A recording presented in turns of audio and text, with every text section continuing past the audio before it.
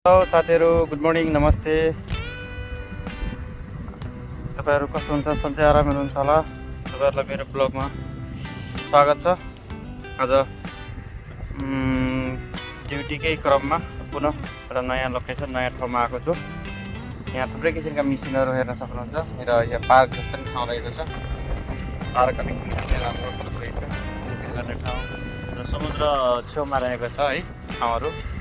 अनि त्यसै गरी आज काम गर्ने क्रममा एउटा मिसिन देखियो है, जुन प्राय बिना क्याबिनको हुन्छ। यो चाहिँ क्याबिनवाला रहेको छ, जुन कि एसी फिटी रहेछ। यसलाई हामी विल सानो लोडर पनि भन्छौँ र बफेट पनि भन्छौँ। मोस्टली यसलाई बफेट भनेर चिनिन्छ होइन। अब यसमा तपाईँको हेर्न सक्नुहुन्छ, सानो छ, चिटिक्क छ, तर कुनै एसी दबाएको छ। ल हेर्न सक्नुहुन्छ,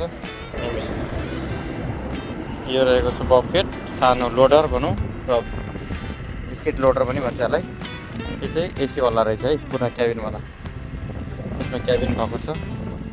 पछाडिको ब्याकग्राउन्ड छ। यो मेसिन एकदम नयाँ रहेको छ। 450 एस क्यापेसिटीको नयाँ मोडल हो यो। प्रायः जसो यो मेसिन तपाईँको थुप्रै किसिमको कामहरू गर्छ है। थुप्रै किसिमको माटोहरू खन्नेदेखि लिएर पसार गर्ने अनि लोडिङको काम पनि गर्छ।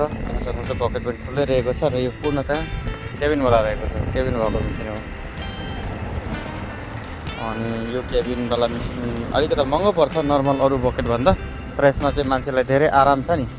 अब धुवान धुलो खानु परेन, यताउता हिटुल गर्दा नि राम्रो छ।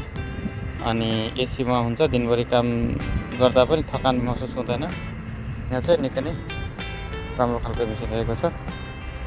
मेरो भिडियो के कस्तो लाग्यो, मेरो भिडियोलाई लाइक सेयर कमेन्ट गरिदिनुहोस् र यस्तै म नयाँ नयाँ मेसिनहरू तपाईँहरूलाई देखाउन कोसिस गर्छु। अनि नयाँ ठाउँ, नयाँ लोकेसनमा फेरि पनि अर्को भिडियो लिएर आउँछु भन्ने आशा लिएर यो भिडियोबाट बिदा हुन चाहन्छु। First thank you, bye, see you in the next blog.